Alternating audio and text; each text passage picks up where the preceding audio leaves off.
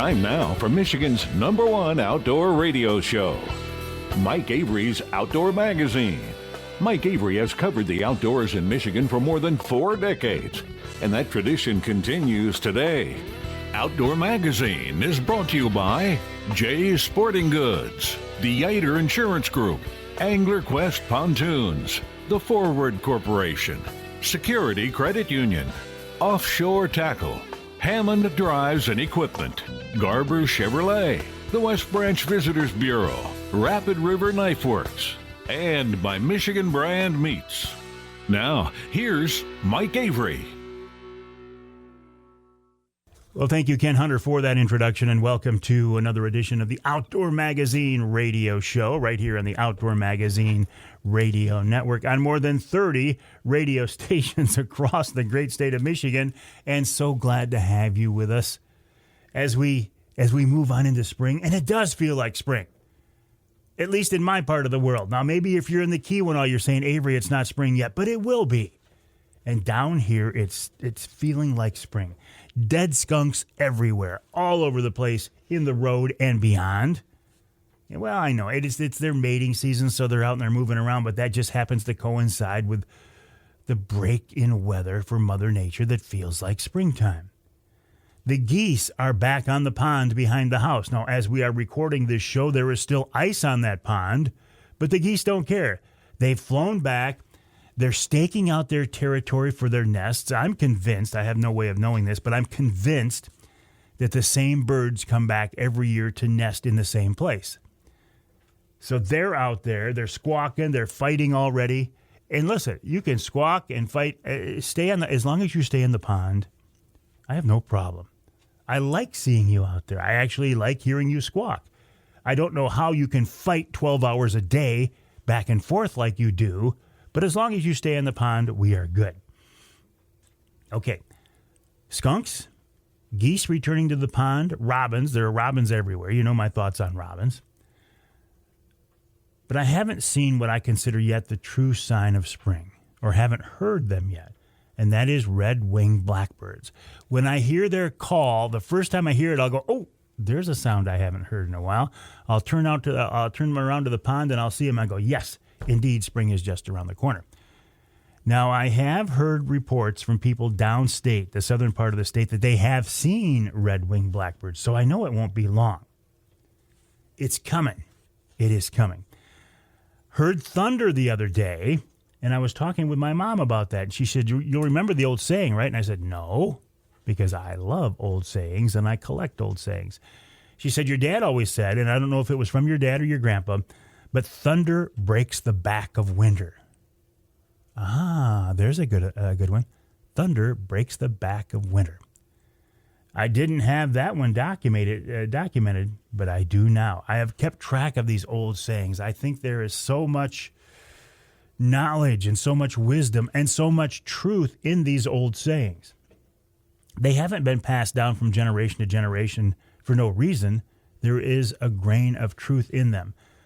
So I have documented as many of these as I could remember. I have solicited them from you, my friends and listeners.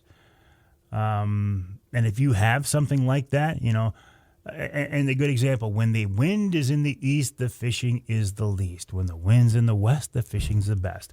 Red sky in morning, sailors take warning, that type of thing. Weather-related, outdoor-related sayings that have been passed down. I think we lose track of these things. I think as the generations continue, we become more technologically advanced, but we lose some of we lose touch with the outdoors and the old ways. And here's an example I always use, and if you've heard it a dozen times, I apologize, but here's what it is. My grandpa would walk out on the porch in the morning, and he would know what the weather's going to be. Based on what he saw, based on what he felt, based on the wind, based on the humidity, he could tell you what was going to happen that day. Just 2 generations later, when I want to know what the weather's going to be, I pull out my phone, which is kind of sad. It's kind of sad. And if we can move that far away from being in touch with Mother Nature in just 2 generations, what's it going to be like 2 generations removed from now? I mean, he was a farmer, he was a hunter, he was a fisherman. He spent a lot of time outdoors. So he had this innate ability, and he was in touch with the real world, the natural world, Mother Nature, I say. Anyway, I digress. I get off track, which I often do, which is fine. Did you get your turkey tag? I did. I got ZZ, which is no big deal because ZZ is the Southern Michigan private land. There are 50,000 of them put out every year. They never run out, except I think during COVID they might have. And it's still available right now. If you hunt private land in Southern Michigan, go out and buy one of these tags. I think you can get them now, or you soon will be able to. It's a 6-week tag. The season starts, the third Saturday in April? Whenever the season starts, that's when ZZ opens. And it continues on and through May, right on through the mosquito season. I mean, 6 weeks of bird hunting, you got a lot of chances to take a bird. I love it.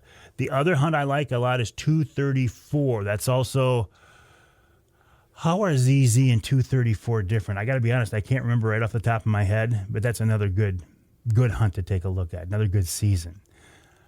Time to renew your hunting and fishing licenses. I actually, a couple of years ago, set up auto renew, forgot about it, got an email from the DNR and said, congrats, your licenses are renewed. I got the combo package, the base license, the all-season fish, the combo deer tag, everything I'm going to need to do. It was $43. Now, I get the senior discount, which, to be honest with you, I don't like. I think if something, in this case a license, is worth X amount of money to somebody who's 40 or 50 years old, I think it's worth the same amount of money to somebody who's in their 60s or 70s. If an item has a value, it has a value. So personally, and I get a lot of grief on this one, I don't like senior discounts because why should I get a discount on something just because I've been around for a few years? But I did. So $43. So even when I was paying $76, which is the full price, I still think it's a tremendous value. I took my kids, my grandkids, 3 of my basically adult grandkids and I went to dinner, and we went to see Iron Man last Sunday. And I paid way more than $76 for 4 hours of entertainment. Now, it was a wonderful full 4 hours because I got to spend time with my grandkids. So it was well worth it. But it cost me a lot more than $76. So for $76, you can hunt and fish year-round in Michigan for $76. How can you complain about that? Yet people do.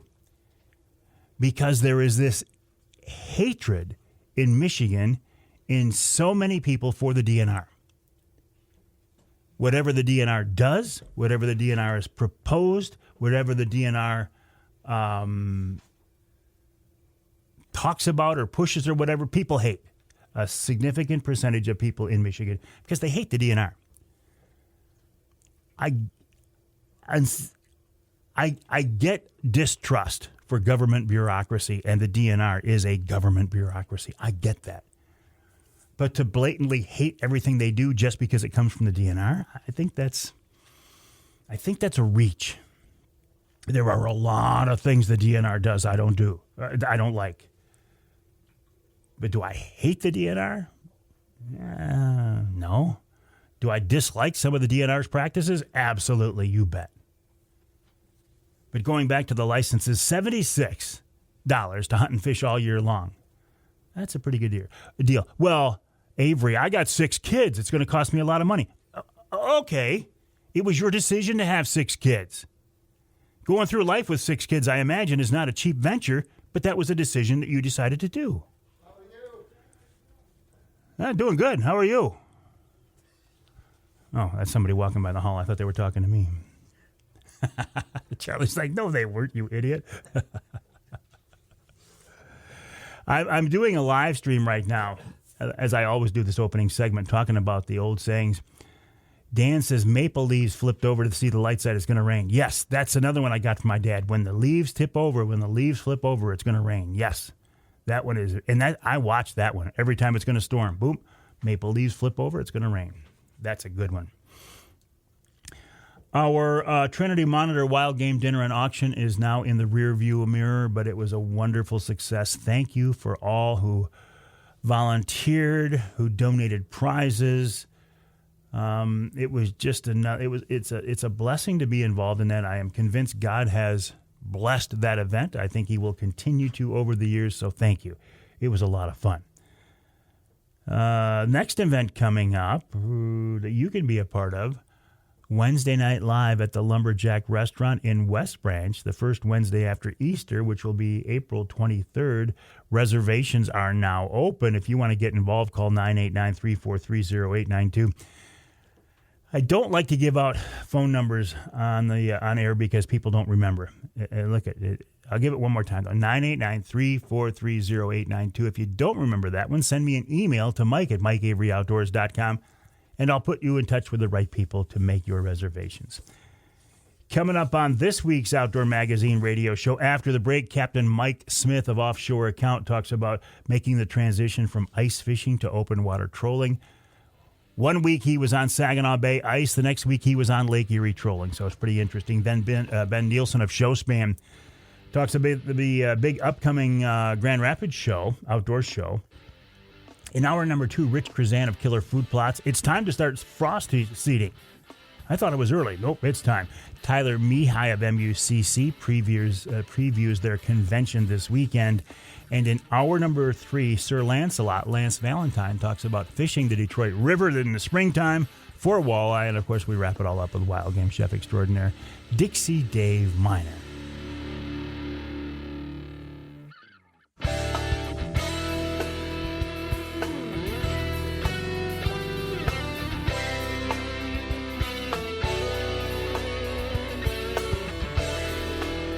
You can hear the Outdoor Magazine show on more than 30 stations across the great state of Michigan, including WZTK in Alpena, 105.7 FM.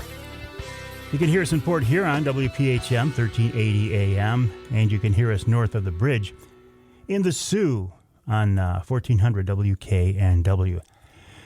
This segment of Outdoor Magazine is brought to you by the Linwood Beach Marina and Campground. Linwood Beach can be your year-round Saginaw Bay fishing destination and your, what's the word I want to say? Your headquarters for Angler Quest boats, QUEST, and so many others. Linwood Beach was the site of a wonderful event last weekend. They did a great job. Congrats on that.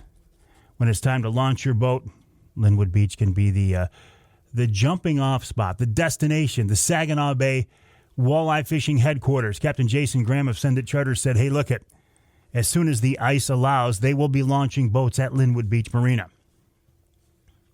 Which kind of leads into this first guest here of this week's show, Captain Mike Smith of Offshore Account. I fished Saginaw Bay walleye with Mike about a month ago now.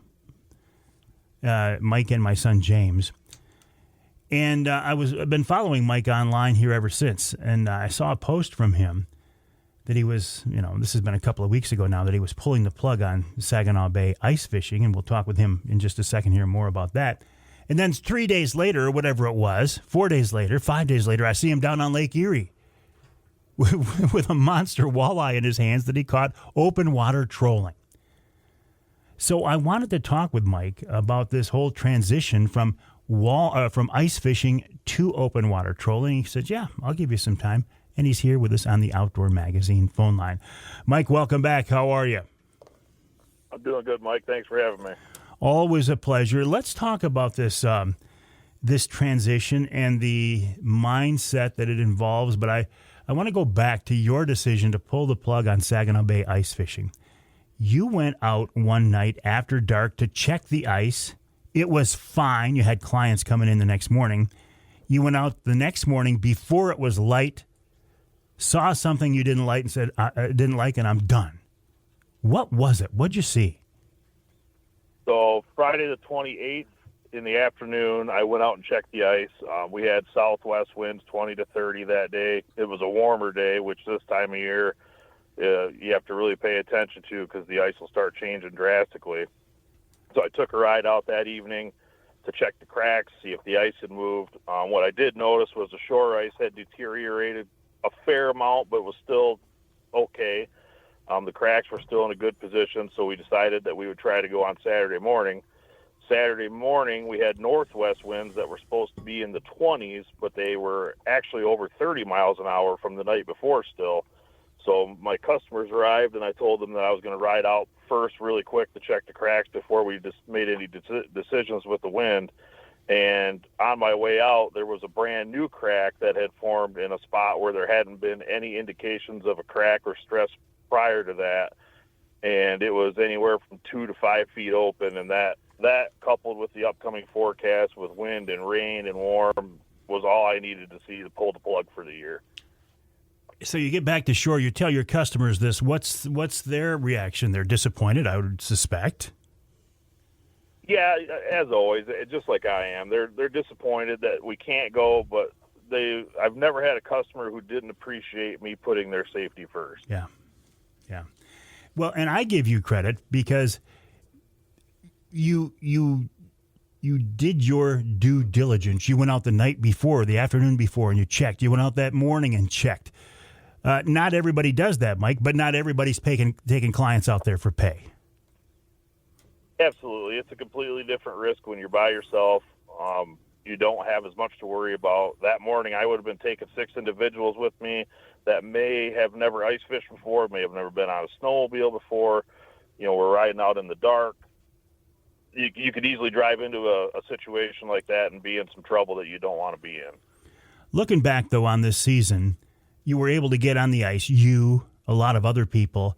It was kind of a good old-fashioned Michigan winter. We had ice. You were able to get out there, and I think it was a good year, wasn't it? Absolutely.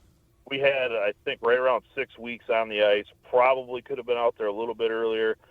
There was still ice to fish afterwards, but with what I was seeing and the liability on my end, it's kind of like gambling. You got to know when to walk away. Yeah. Did you get into any big fish this year, Mike? We caught a handful of fish out there in the upper 20s range, 27, 28 inches. Not a lot of them, but we did get a handful. Well, any double-digit fish? We did not break double digits this winter. I think 8 or 9 pounds was probably our biggest fish through the ice. Which is a great fish. Absolutely. I mean, that's a great walleye anywhere you go. I found it interesting, though, Mike Smith of Offshore Account, that just a few days after you pulled the plug on your Saginaw Bay ice fishing, you were open water trolling down on Lake Erie. Yeah, my boat's never sleeping for too long. It was the morning of March 1st, we pulled the plug on ice trips, and at 4:30 in the morning on March 3rd, we had the boat behind the truck headed for Ohio. And how was that trip? It's always a good trip down there. The fishing was a little slower than what I was expecting, but the fish that we did get were very, very nice fish. If you want to target a true trophy walleye, a double-digit fish, you really can't beat Lake Erie or the Detroit River in the springtime, can you? I don't think so. And having that so close to home is just a blessing. I mean, we're 3.5 hours from Port Clinton, Ohio, which is where I station up for the spring bite. And this time of year, you have the absolute best shot at catching one of those big fish. If you had your druthers, would you be on the ice or on open water? Oh, right now, after being on the ice for 6 weeks, I'd say I'd be on the open water. But typically, I would go toward the ice fishing. Ice fishing has its challenges, right? But it has its rewards. Yeah, ice fishing, it's just like it's a special thing because we never know when we're going to get it or for how long. And winters like this haven't been typical lately where we can get out there for 5, 6, 7 weeks of ice fishing. It's a whole different thing with all the equipment and the setup and safety concerns. But it's definitely a special thing. So what's the mindset, Mike, when you make that transition from late season ice fishing to early season open water trolling? my mindset this year was just put the ice shanties in the garage to get them drying and get that boat down to Ohio as soon as I knew a boat launch was open. All of my trolling gear was in the boat and ready from fishing the fall down there. So there wasn't a lot of work that needed to be done. It was pretty much grab the boat and get going as long as we could get it in the water. Where do you find walleye on that first trip of the year? We launched out of Huron, Ohio. That was the only available launch. As the launches thaw out down there, we will be staying around Port Clinton, Ohio. Anywhere around the island chain down there, the Bass Islands, Kelly's Island, we drive around at high speed until we find these big schools of fish, and then we just sit there and work them over with stick baits. When the launches open up on Saginaw Bay, will you go there, or are you a Lake Erie guy this time of year? It'll be a mix. I have a few trips planned for Lake Erie that are each about a week at a time. And other than that, if there is access to Saginaw Bay, we'll be fishing those days in between. Which one is a better springtime fishery? I got to give it to Lake Erie hands down on that one. The number of fish that they have, the class of fish that they have, it's just truly a special place. Yeah, as much as I love Saginaw Bay, you really cannot beat Lake Erie in the springtime for trophy fish, can you? No, especially if you want to target trophy fish, that's where I'd be heading every time. It's great for filling your freezer, and you got a shot at a true wall hanger if that's what you're looking at. Early season trolling, what, bigger baits slowing down, or not necessarily?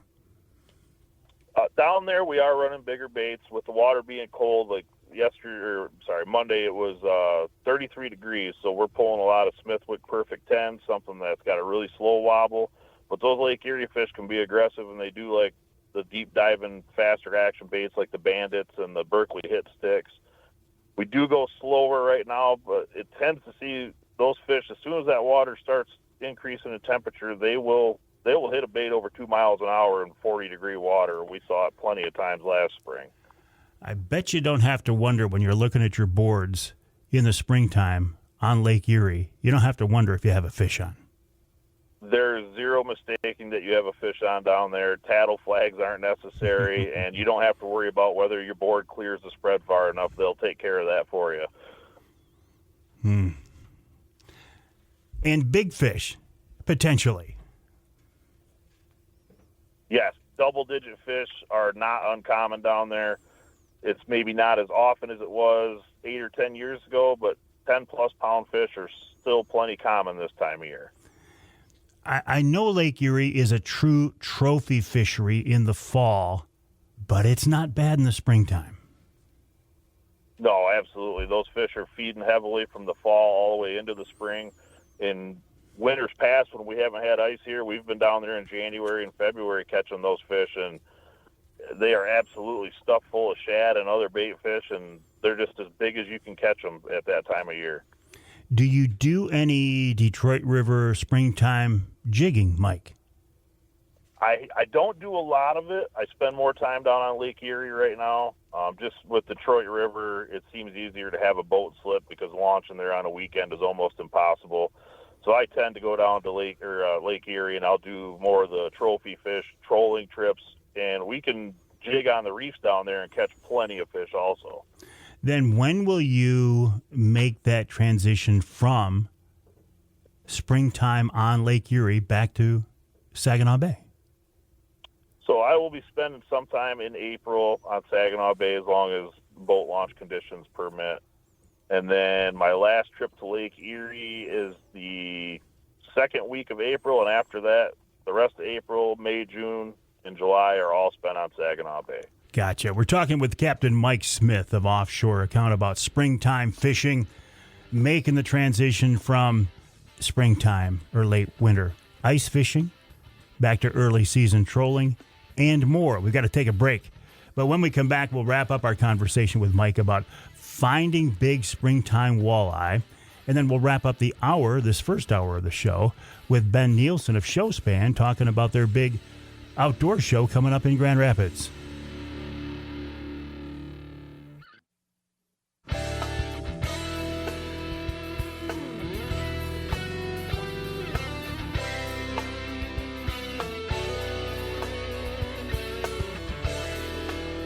You can hear the Outdoor Magazine show in Battle Creek on WBCK 95.3 FM. You can hear us in Carroll on two stations, WKYO 1360 AM and WIDL 92.1 FM. You can hear us north of the bridge in Iron Mountain, WMIQ 1450 AM. This segment of Outdoor Magazine is brought to you by VersaSkins. Just change your skin for the season you're in. Michigan-based, family-owned VersaSkins. Paul Perone's owner had a great idea. He said, why buy a bunch of different, very pricey sets of hunting clothes when you can buy one good quality set and snap on and zip on an outer shell of a different camo pattern? It's a great idea. And you can do that in less than a minute. If you go to the website, versaskins.com, you'll see what I mean. If you're looking for big sizes, 4, 5, 6X, VersaSkins has what you need. And they're also on Amazon. If you go to amazon.com and search for VersaSkins brand, you can find them there as well. VersaSkins, just change your skin for the season you're in. And right now, we are indeed in a changing season. We're making that transition from late winter to early spring. Captain Mike Smith of Offshore Account is also in Offshore Account Guide Service, is making that transition as well. Mike had a great season on the ice of Saginaw Bay, but now he's on the water. He's out there, well, this time of year, on Lake Erie, trolling for big fish.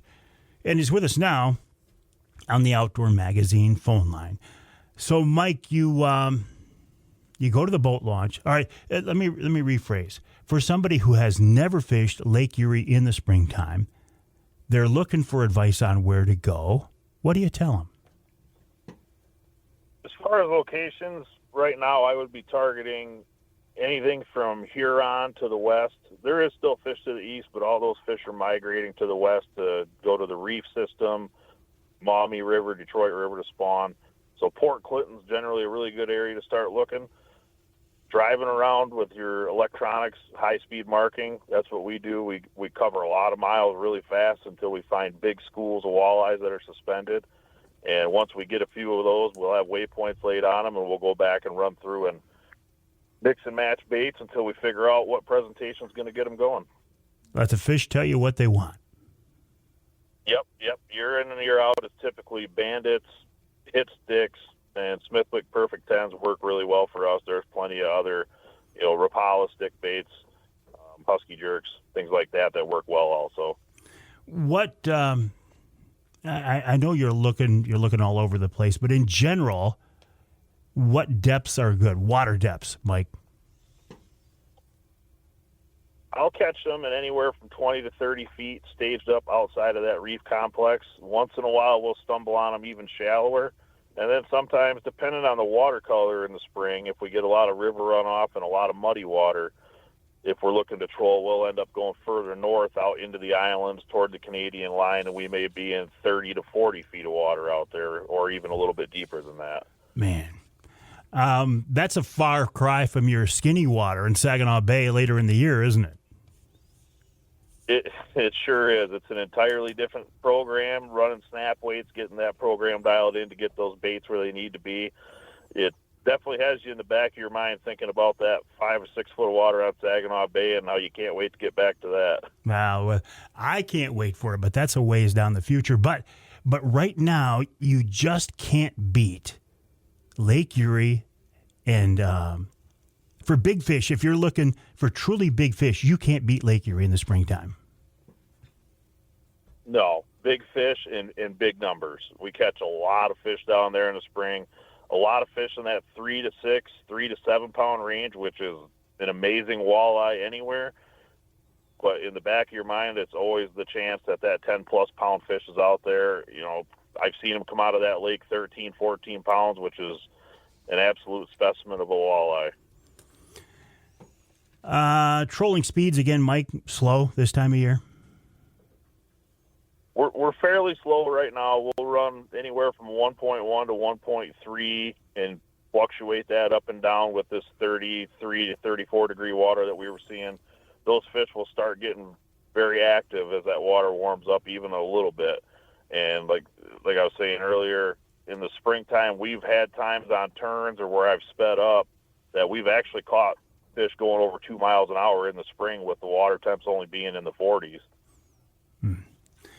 Well, it's going to be a good spring, Mike. You're out there on the water all the time.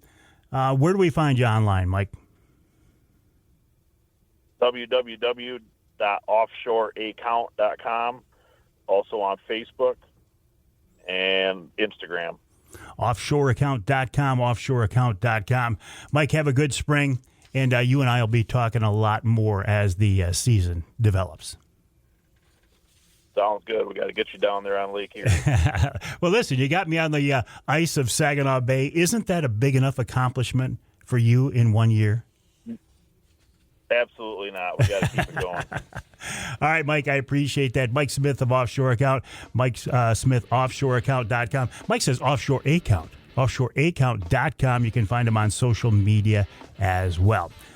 We'll take a break here in the Outdoor Magazine Show. When we come back, we'll wrap up this opening hour with Ben Nielsen of Showspan, talking about their big Grand Rapids show coming up just around the corner. That, indeed, is also a sure sign of spring.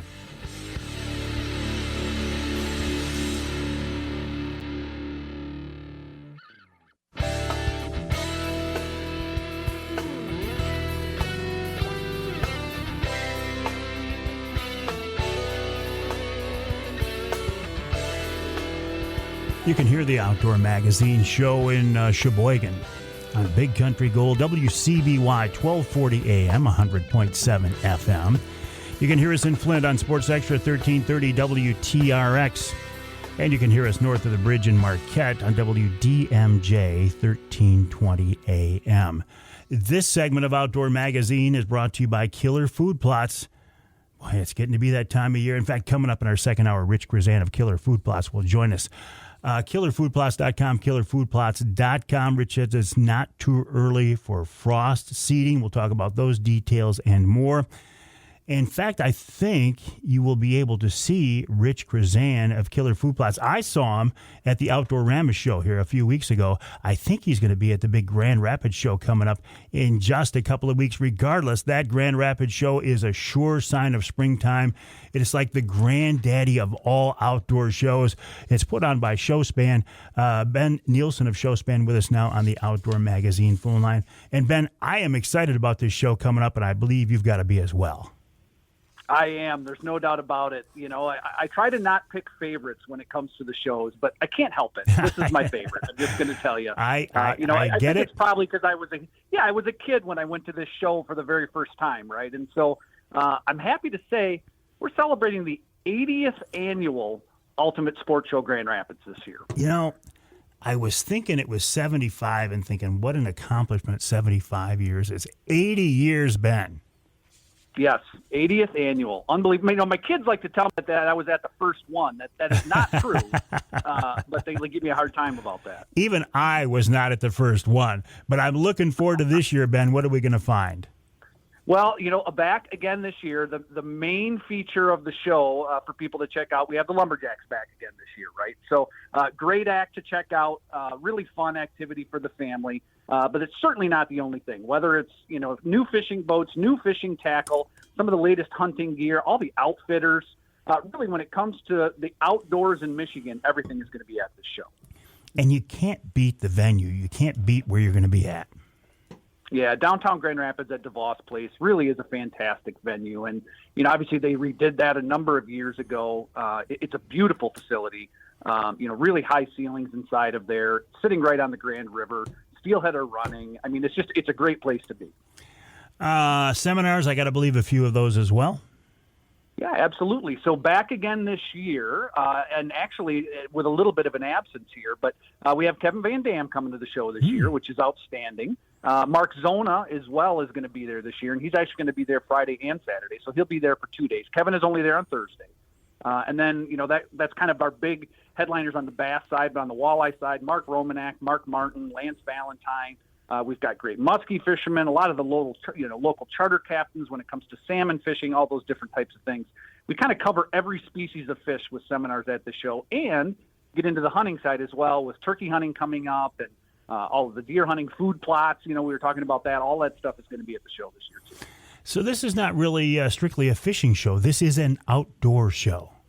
It absolutely is. There's no doubt that we have both hunting and fishing at the show. I will say there's probably a little bit more fishing than hunting, and I think that's just because time of year wise, sure, we're kind of looking forward to that spring fishing and getting that ice off the lakes and getting the boats out, and so I just think that naturally lends a little bit more to fishing. But there's absolutely hunting there as well. So details on this, Ben? Yeah, absolutely. Show opens up. On Thursday we're 1 to 8, Friday noon to 8. Saturday 10 to 8, Sunday 10 to 5. Admission is $12. All these details are at ultimatesportshow.com. Ultimatesportshow.com, ultimatesportshow.com, downtown Grand Rapids.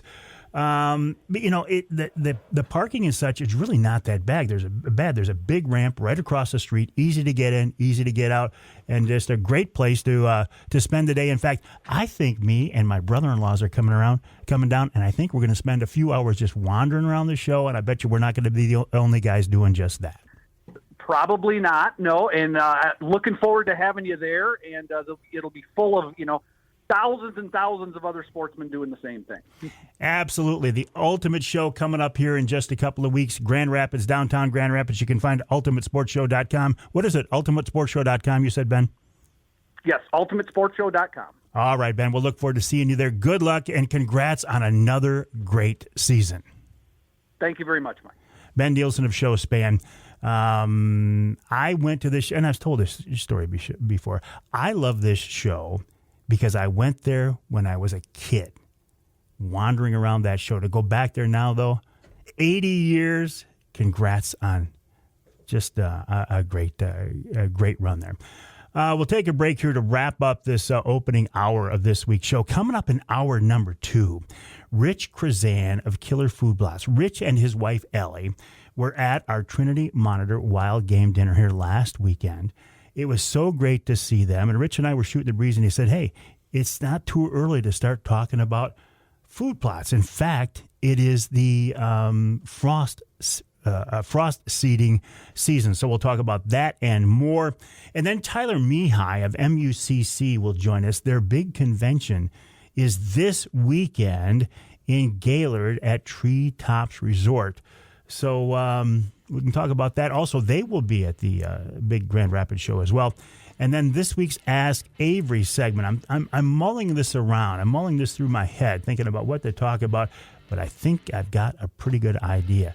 So we'll talk about that. And then coming up down the road in hour number 3 this week, Sir Lancelot, Lance Valentine. You heard Ben Nielsen talking about him. He will be at the show and more. And then we'll wrap it all up with Wild Game Chef Extraordinaire, Dixie Dave Minar. Lots coming up. Glad you're with us. Stick around if you can.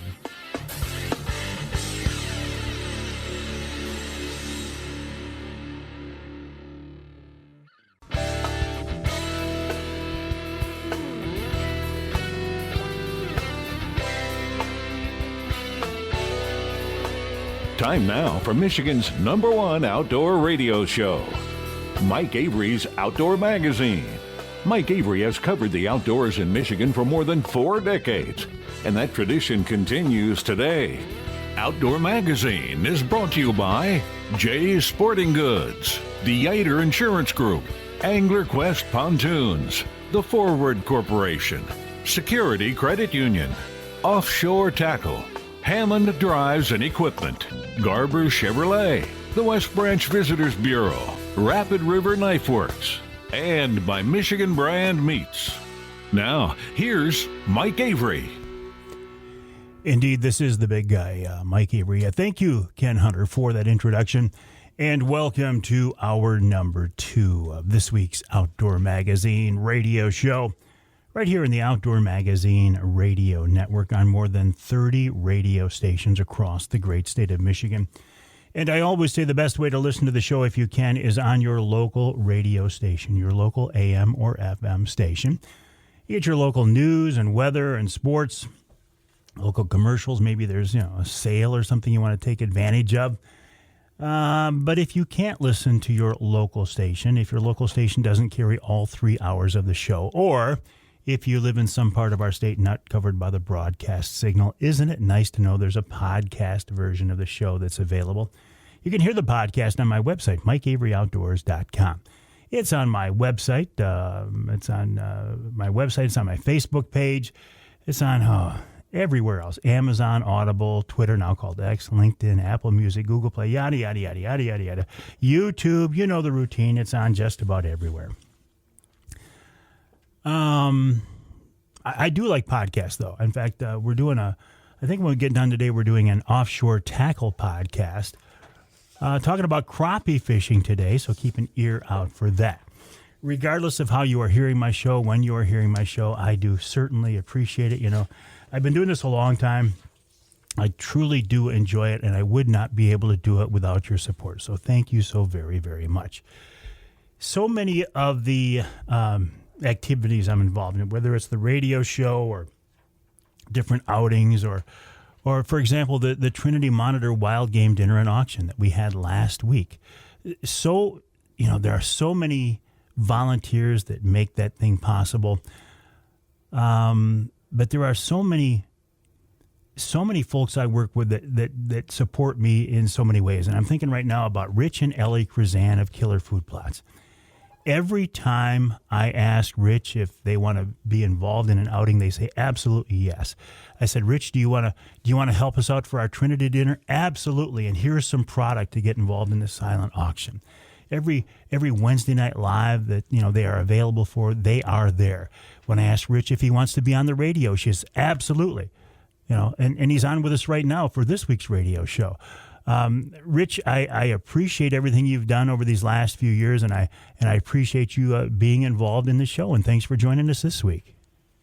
Oh, thank you, Mike. I appreciate everything you do for us. That Trinity show, that was a great event. I was happy to be there. The support there was just tremendous. So, that's great to see a community come together like that. Yeah, it's so nice to hear you say that. And we had such a wonderful turnout, and we will do it again next year, Rich, and we'll invite you to that one as well. But while we were there at the event, I was thinking, boy, it seems like it's too early to be talking about food plots. And you said, no, not at all. In fact, it's time to do our frost seeding now.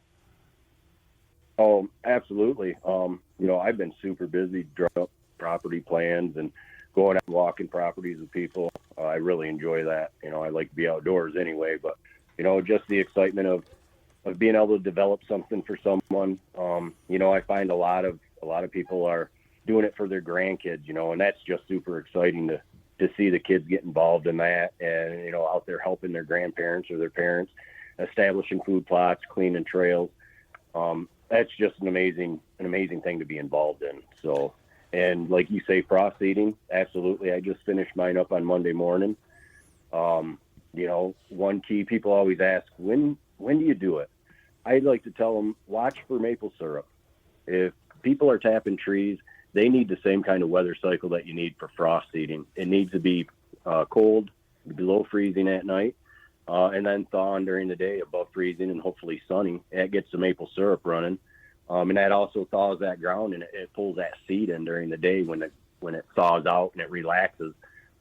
Perfect tool for someone that doesn't have a lot of equipment, wants to establish a clover chicory plot, or just to freshen up like my clover chicory plot. The deer devastate it. I did a video the other day, and it looks like dirt out there. It'll be remarkable come spring. I'll take some more pictures, and it'll just be lush green with clover and chicory. But the deer really did devastate it this winter, which I'm not complaining. That means they're in the area. So, well, these conditions you're describing for frost seeding, we're there right now. Oh, absolutely. And it's Michigan, so it's tough. You can't really do it too early. You got to consider that all those seeds that lay in the ground dormant for the entire year that drop off the indigenous weeds and everything, even clover, those seeds stay in the ground. They're still they're still going to grow. They're going to take off, even if it takes a couple of weeks to get that cycle of the freeze and the thaw. It will happen in Michigan. we're not out of the woods yet for them cold nights. I know no, not at all. But how actually do you frost seed? Because if I remember right, it's like the most basic type of food plotting that you can do. Yeah, I mean, basically, I like to do it super early in the morning when the ground's still really hard and froze, because that's when all the crevices, the ground heaves and it leaves all these crevices in the ground, so them seeds can fall in them crevices. So that way, when it thaws out and it relaxes, the ground actually will cover the seed and pull it in. So basically, all you do is if you've already got an established plot, I like to half rate it. So if you're doing a half acre and the bag says it'll do a half acre, just put down half of that bag, because you don't want to overseed it. You don't want to put too much down to compete with itself.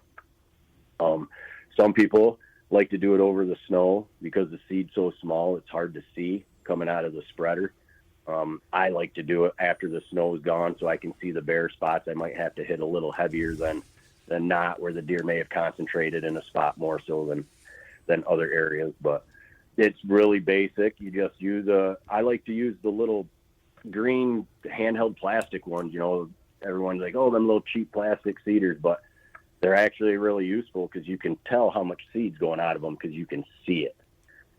Bag seeders are great for the fact that you can put a bunch of seed in it. It's just that you can't see how much is going out as easily because it's zipped up and it's closed. So, it's a great tool. I do it every year. I got a lot of customers that do it every year. Got a lot of orders coming in right now that I've been filling for clovers and chicories. So I'm not the only one out there in the field right now. You say you don't want to use too much seed. I guess I'm thinking if a little bit is good, then a lot is better. Why would you not want to use too much seed? The more you put down, the more it's going to grow, right? Or not? No, and as men, we are that way, right? Exactly. Our trucks have got to be bigger, faster, more is great, but that's not the case. So, like our bags of seed, we put a lot of seed in our bags. Our seed count is really high because of the inoculant on it. So if our seed says it does a half acre, it does a half acre. If you were to put that on a quarter acre, the whole bag, it chokes itself out. I like to use the example, like if you got 3 babies in a pen and you got 1 bottle in there, the dominant baby is going to take that bottle and the other 2 are going to suffer because they're not going to get the nutrients that it needs. And that's what happens to your plants. If you've got too much seed in there and everything's trying to grow at one time, you may achieve growth. Your clover may get 6-8 inches tall, but realistically it should be 12 to 18 inches tall with leaves the size of a quarter or better. That's what you really want. It chokes stuff out if you put too much seed down. And again, as men, and I run into this a lot when I'm at the shows where like, well, I put, 2 bags down on a half acre. And I'm like, whoa, well, yeah. And I explained, did it look like this? And they're like, that's exactly how it came up. So, and they understand, but again, we're men, Nick used to always say, have your wife read the directions to you. And that way, you're hearing how it's supposed to be done and kind of hold back on being that man mindset where, I got to put this whole bag down. So, and our seed will stay good for about 4 years. The germination rate stays real high. So just zip that bag back up and put it in an area, your basement, where it doesn't freeze, it doesn't get wet, and you can use that to frost seed the next spring. Would you use the same seed to frost seed that you will put in the ground later on? Absolutely, yes. Not all seeds can be frost seeded. All our bags have a logo on them that tells you if it's only conventional till or if you can frost seed it, or whether it's good for turkey or it's good for deer. So it's right on the top left corner of each bag, and it'll tell you which one can and which one can't. Why would a seed not be able to be frost seeded? Some seeds can't freeze. And go back to where I said, keep that bag of seeds somewhere where it won't freeze and won't get wet. Soybeans don't like to get froze. If they get froze, then they won't germinate. So you got to be careful on what you're putting down. Pay attention to that. Rich, a question I've never asked you that just came to me right now is where do you and companies like you, where do you get your seed from? So I actually have a buyer out of Mason, Michigan. And he and I work with a lot of really smart people.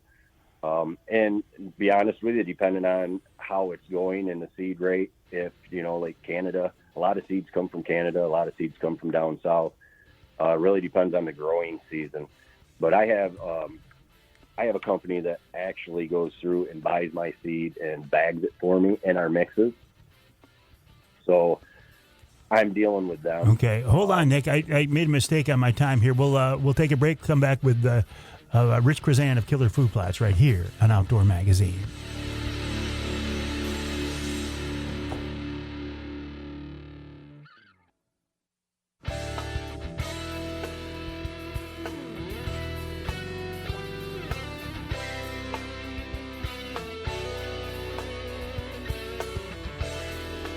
You can hear the Outdoor Magazine show in Houghton Lake on the Twister 92.1 WTWS. You can hear us in Ludington on News 97, 98, 98.7 WLDN. And you can hear us in Sandusky on WMIC 660 AM 95.3 FM. This segment of Outdoor Magazine brought to you guys, okay, this is all I have to do right here. You know where I'm going with this, don't you? You want to hear it one more time? That's the sound of my Rapid River knife locking back open. I just took it out of my pocket. It's there all the time. I was doing an event the other night, and the guy says, "Hey, come on, let's see that Rapid River knife." Boom, there it was. I carry a knife all the time. I think a knife is one of the most valuable tools somebody can carry. And it's something you can carry just about everywhere, too. If you're going to carry a knife and have a knife for everyday activities, from things like, from exciting things like, gutting a deer or whatever, to opening a box. I use my knife every day. And if you're going to carry a knife, why not have it be a knife from a Michigan-based company? In this case, Rapid River Knives, handmade by craftsmen in Michigan's Upper Peninsula. If you go to their website, rapidriverknifeworks.com, and you use the promo code Avery10, you'll get 10% off your order. If you go to their showroom on US 2 just east of Rapid River and walk in the door and say, "Hey, I'd like to use the Avery 10 promo code," you'll get 10% off. If you go to their website right now, rapidriverknifeworks.com, make sure you sign up for their Idaho Bear Hunt giveaway. I think we've got a few more weeks on that. I'll check to be sure, but I think we got a few more weeks on that. And you could win an all-expense-paid bear hunt in Idaho, to Idaho, along with Chris Durston and the crew from Rapid River. Again, the website, rapidriverknifeworks.com, rapidriverknifeworks.com. Another website to keep in mind is killerfoodplots.com, killerfoodplots.com. I love to work with Michigan-based family-owned companies. I think those of us who are here in the outdoor industry in Michigan, we have some common goals, we have a common mindset, we have a common background, and when I can work with a company like Killer Food Plots and Rich Chrzan, I am more than happy to do that. That's the type of company that I seek out. And Rich, let's talk a little bit about where we should be in the process right now. You're always telling me soil sample, soil sample, soil sample. When do we take a soil sample? When does that process start? So right now it's a little wet. Ground might be a little froze. I usually like to do them about a month before you're going to actually start turning the dirt. So April, May, I'll pull a lot of them in the end of April, May period. Switchgrass should be in at the end of May. So if you're going to do switchgrass, I suggest you get it, maybe the middle of April. But, excuse me. Yeah, so those are very important. Every time we talk about it, like I say, it's the blueprint to your food plot. You wouldn't build a barn without a blueprint, so don't build your food plot without one. You can waste a lot of money if you don't know what your soil needs to be, where it has to be for, the seed blend. Our soil samples are kind of unique because our forms that fill out has all 11 seed blends for Killer Food Plots. So you can just fill that in. You just check off all 11 blends. It doesn't cost anymore. It just means you're going to get 11 different results for each seed blend, so you know exactly how to amend the soil for that blend. Right now is a good time to start planning. Get out there, see where the deer are moving, see what they liked if you had food plots in there. you go out right now where my Kearney, Nebraska's were, and it's just deer tracks and mud and a little bit of residual turnips and radishes in there. But so, you know, I know that they like those Kearney, Nebraskas. A lot of people, that's the main question that I get is, what can I plant and where, late season, early season? You know, any of those questions that people got, if they've got those questions, reach out, contact me at rich@killerfoodplots.com. Send me an email. I love doing this. You know, I love talking to people and getting them situated and having them be successful. So, well, with 11 different blends, 11 different seeds, how in the world, I mean, this is kind of overwhelming. To you, it's not because you deal with it every day. But to somebody who doesn't, this can be kind of a lot, Rich. It can, yes. But it doesn't have to be, right? Ask for help, ask questions. You know, a lot of people will send me an email and they'll start out, this seems like a silly question, but there really are no silly questions if you don't know 100% of what you're doing. And that's what I'm here for. You know, I'd love to come out and plant your food plot for you, but if you want to do it yourself, I'm also here to help you work through that, get through all the steps it takes. It only takes one simple step that you miss or you don't do correctly, and your food plot won't turn out. And 90% of the time, people are going to blame it on the seed right off the bat. And that's generally not the case. It's either you didn't do a soil sample, so you didn't know how it needed to be amended, or maybe you didn't work the dirt right. Small seed needs to be planted differently than large seed. And a lot of people don't realize that. If you bury small seed too deep, it won't germinate completely that year. It'll come up real sparse. If it's clovers and chicory where it can handle the winter freeze, it will start coming up in the spring a little thicker. But, you know, it's just steps like that if you're not sure, you can mess up a food plot just by one simple step that could have taken an hour's time. So definitely reach out to me if you got any questions. Well, you said some people want you to, you know, actually come out and put their food plots in. Is that something you do? Is that a service you offer? Oh, absolutely. I'm a full turnkey install. You know, I come out, we spread the fertilizer, we do the soil samples, right down to mowing, cultipacking. We can either broadcast it if the plot's too restricted to get equipment into, or I've got a seed drill, which is a really nice piece of equipment. I'll go in and seed drill it. You know, I'd manage quite a few properties that I've been managing for a few years throughout Michigan. So, I mean, I'm pretty familiar with, like, up north, we call it that dirty sand, right? Mm-hmm, you get up there, Vanderbilt's more of a rock garden than anything, but yeah, it's definitely a lot of work in the summertime, but it's enjoyable work, right? I mean, there's rewards to seeing that grow and get those pictures of them people that harvested their target buck out of the food plot. You know, that's what I do it for, is helping people out and being part of that and just seeing them smile. So that's a big deal for me. I want to go back to the concept of you putting in these plots. I mean, you're only one guy. You can only cover so much ground. So you need to rely on the fact that people are going to put their own in, and you're acting more as a consultant there than actually the guy turning the dirt, right? Yeah, absolutely. You know, and I'll go in and either start them, or I'll go in and we'll do a land consult, and I'll draw out a property plan, you know, and suggest that you plant this here and screen this off here. And I'll get an entire plan down.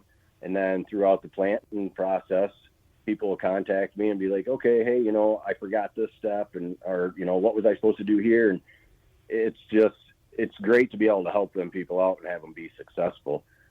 Like you say, I'm a one-man crew. My dad, bless him, he comes out and helps me. I mean, he's over 70 years old, and I bet I had that guy touch more bags of fertilizer last year than I did, and he's just a trooper. So it's funny because I actually bought him a Rapid River knife for Christmas this year so he could open up the bags of fertilizer.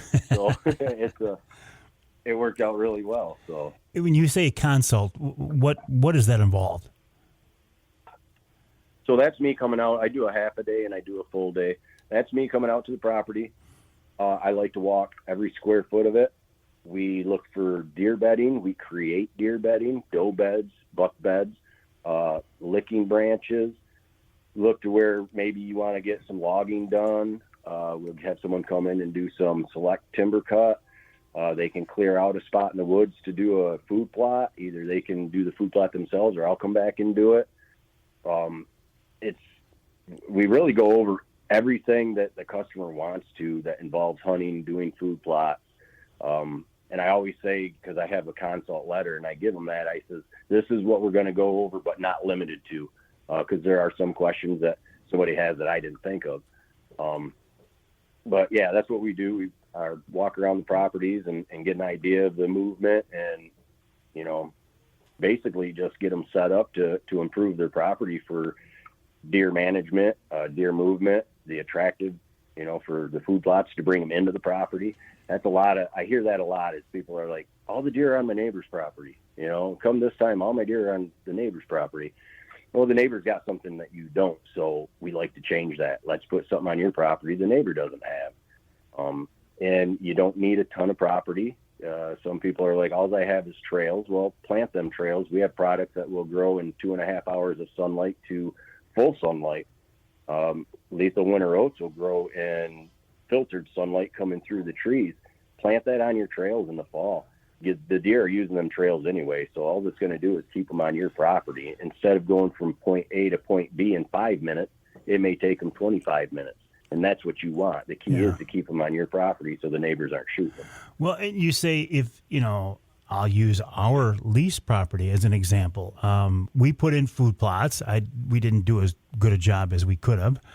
And to be honest with you, some of the neighbors around there bait. So that's where the deer go. I mean, can a food plot compete with bait?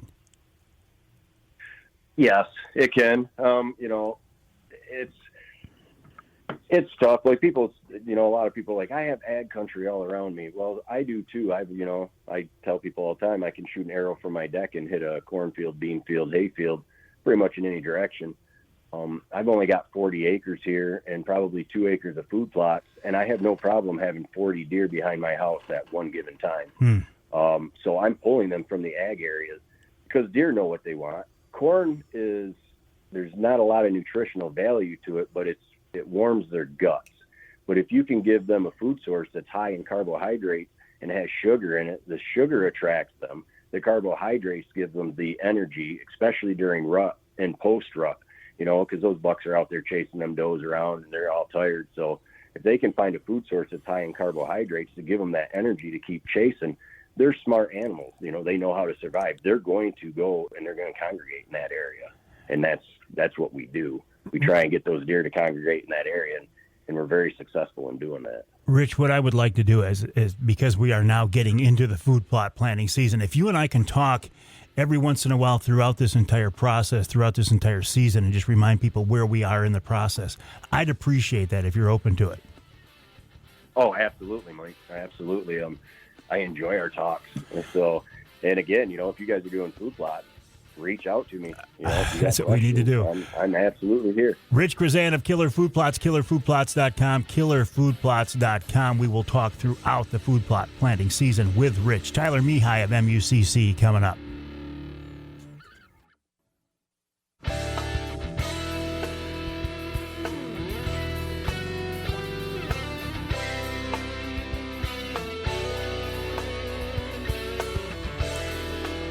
You can hear the Outdoor Magazine show in Houghton Lake on 98.5 WUPS. You can hear us in Holland on WHTC, that's 1450 AM, 99.7 FM. And you can hear us in Manistee on WTIQ, 1490 AM, 95.3 FM. This segment of Outdoor Magazine brought to you by Reader Landscaping. Reader can take care of your lawn and property because of our nature and your nurture. Our nurture and your nature. Let them create an outdoor getaway in your backyard. And now is the time to get in touch with the folks from Reader and set these things up. Get on the schedule. Make them, part of their routine where they know they're coming to your place every so often. That's what they do at my house. I just signed the paperwork here last week and sent it into them because I want to be ready to rock. It is getting to be that time year. Check them out online at readerlandscaping.com. That's readerlandscaping.com. Great people to work with. I've had them do so many different projects at our place, and I'm looking forward to and always good results. Always good, hardworking crews, great people. I can't say enough about them. readerlandscaping.com. You know what? I could say the same people for MUCC. Good, hardworking people. Can't say enough about them. I think they're doing a great job in protecting our right to hunt and fish and shoot and trap here in the great state of Michigan. Tyler Mehigh is their Chief Information Officer. He's with us now on the Outdoor Magazine phone line. Tyler, welcome back. How are you? Good morning, Mike. How you doing? I'm good. I'm doing good. These next couple of weeks for you guys are just rocking, aren't they? Oh, so busy. Yeah, we are keeping very busy over here for sure. What's going on?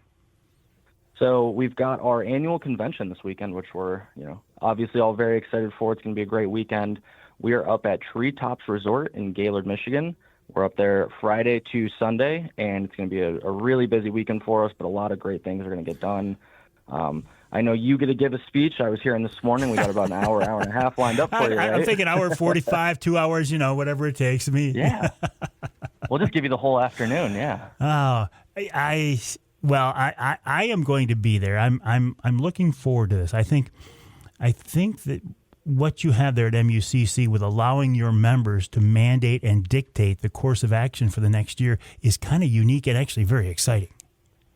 Absolutely. And I think that's where a lot of our power lies is for those that don't know, the staff at MUCC don't get to pick what we support, and we don't really get to pick our own policies. It's all member driven through our grassroots policy process. So it's really interesting that we get to do this, and I think it's one of the most powerful things that our members get to come up, and all of our club delegates and IMs, they get to vote on the policies they believe in, they support their club. So, it just really reinforces that we are so member driven. Is that frustrating sometimes for you folks at MUCC leadership? It's like, look, I don't particularly believe in this, but the membership does, so I have to push it. That's kind of an interesting position to be in. Yeah, I wouldn't say it's frustrating. It's definitely unique. But again, that's why we're here. We're here to support our membership and our constituents. So, whether or not we personally believe in what our membership believes in doesn't really matter at the end of the day for us. We're here to support our members. We're here to support our constituents, and whatever they believe is the best decision, that's what we're going to continue to support. So let's get you or somebody from MUCC on here next week or so to talk about what actually was accomplished, because, you'll have a better idea of what your marching orders are, if we can use that term, next week after everything is voted on. But you've also got, and we were talking with Ben Nielsen of Showspan in the first hour, you got the big Grand Rapids show coming up too. You guys have, at MUCC, I feel have made a conscious effort to get your name, your face, your logo out in front of Michigan outdoors men and women more these last couple of years than you have in previous years. Yeah, absolutely. And Ben and the whole Showspan team do such a great job. So, it's awesome for us to be able to go to these events. So this will wrap up our third event on the Showspan tour this year. And yeah, we've definitely been making an emphasis. The biggest part of making sure that people know what we do and who we are is just getting out in front of them and making sure that we can educate them on what we do and the importance of what we do. And it's really refreshing for us as well. And I've said this before, but the convention or these shows are such a great opportunity because it's one of the few times people come up to us and say, hey, I really appreciate what you guys are doing, or you're doing a great job. And, when I'm behind a computer screen monitoring the Facebook comments, I don't always get that positive sentiment, right? I'm sure as you know. Oh, yeah. So it's really nice to be able to actually have people come up and, just say that they appreciate what we're doing and support us that way. And has that reaction here the last few years, as you have made a conscious effort to be more visible, is it working? Do people notice? Are your membership numbers up? Yeah, I'd like to think it's working. Our membership numbers are definitely up. Our donations are up. So, we obviously appreciate the support from everyone. And, as we're continuing to see these increases and hopefully grow, it just allows us more of an opportunity to make an even bigger impact in the state of Michigan. All right, before I let you go, I'll give you a chance to make your pitch real quick. Why membership in MUCC? Why should I, as a hunter and angler here in Michigan, want to be a member of MUCC?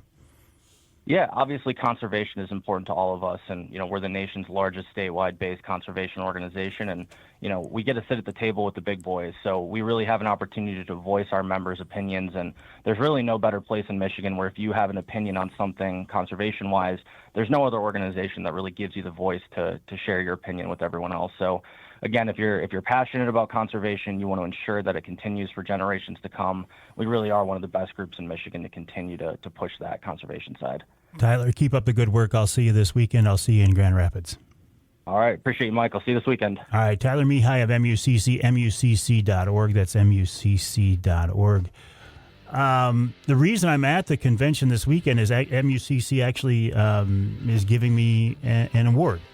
And that's actually quite gratifying to me because I have so much respect for MUCC and the people in that group. To get recognized from them is pretty cool, and I do appreciate it. We'll take a break here. When we come back, this week's Ask Avery segment. I want to talk about my thoughts on the DNR and why I feel the way I do. That's coming up after the break right here on Outdoor Magazine.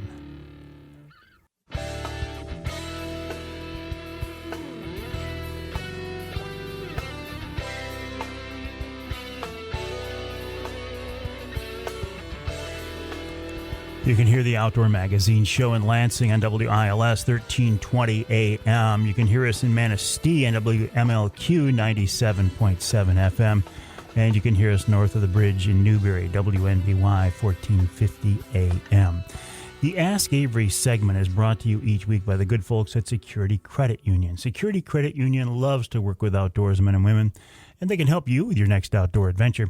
Check them out online at securitycu.org. That's securitycu.org. Now, you know this by now, but just a little quick refresher.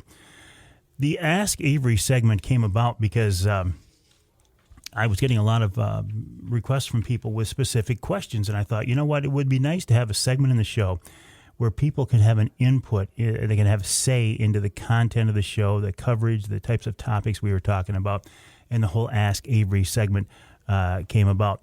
The best way to get these questions to me, is to send me an email, mike@mikeaveryoutdoors.com. That's mike@mikeaveryoutdoors.com. It can be a question you want me to answer directly or something that you want me to pass along. Maybe I can get a little, easier access to somebody at MUCC or whatever, or that's just an example. Then you can. Again, mike@mikeaveryoutdoors.com.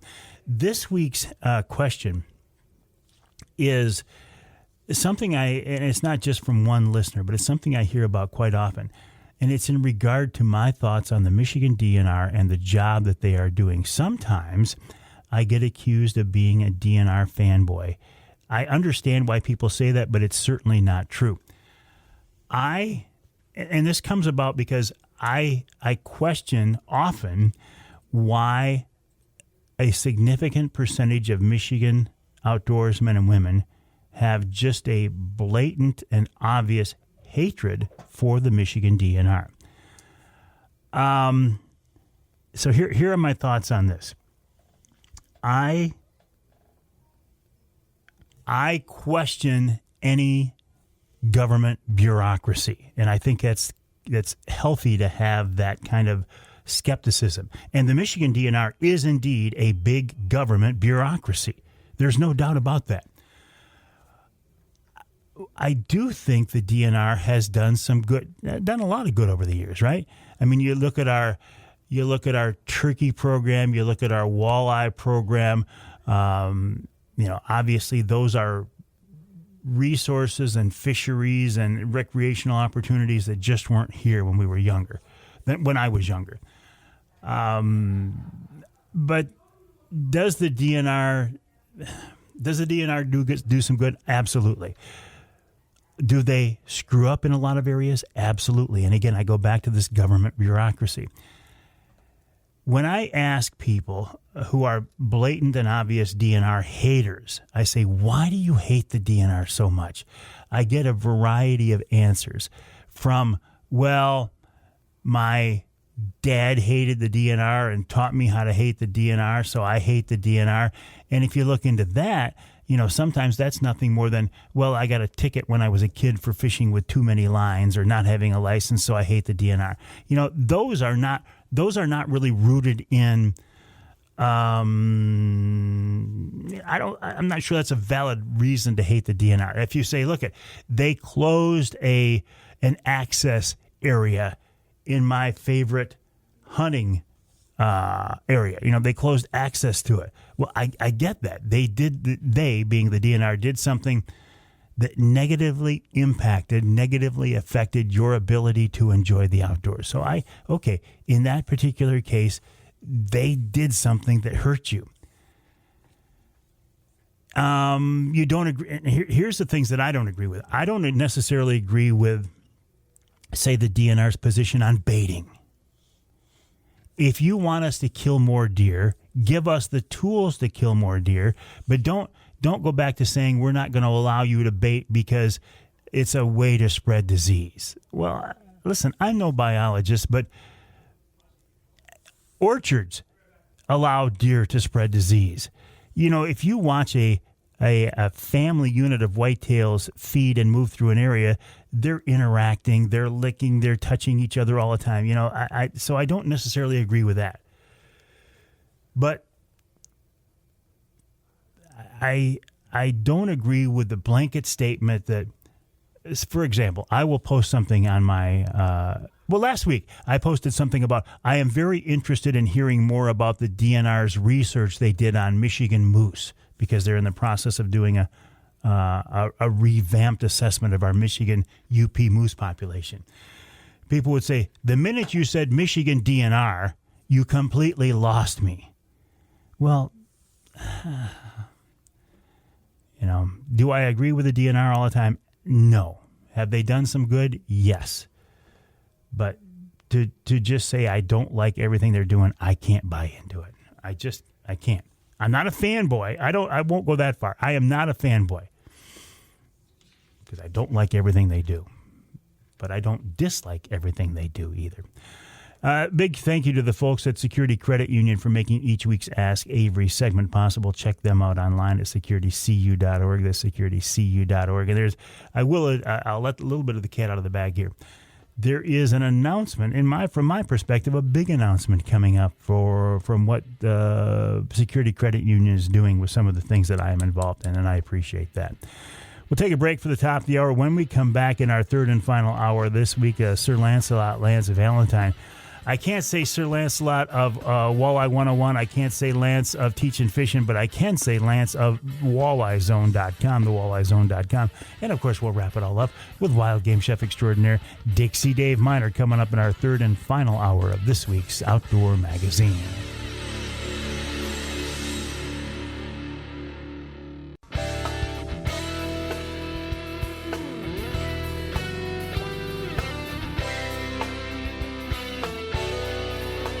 Time now for Michigan's #1 outdoor radio show, Mike Avery's Outdoor Magazine.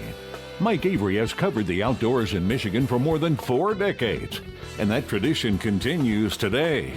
Outdoor Magazine is brought to you by Jay's Sporting Goods, the Yater Insurance Group, Angler Quest Pontoons, The Forward Corporation, Security Credit Union, Offshore Tackle, Hammond Drives and Equipment, Garber Chevrolet, the West Branch Visitors Bureau, Rapid River Knife Works, and by Michigan Brand Meats.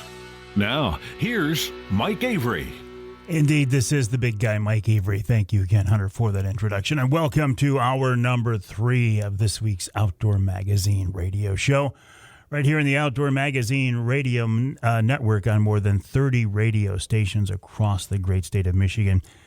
And so glad to have you along with us as we are making this transition into springtime. Mother Nature knows it. The calendar doesn't know it yet, but Mother Nature knows it. And you know what? So do we. Now, having said that, as you are hearing this show, it's going to depend on where you are across our state. In the southern part of the state, up and down, it feels like springtime. And then in the UP, lo and behold, you get a blizzard, a bunch of snow. But it is indeed coming. It is indeed on its way. I find this exciting. Not that I don't like winter, but I like spring better because for me, spring means turkey season. Then it means Saginaw Bay walleye fishing.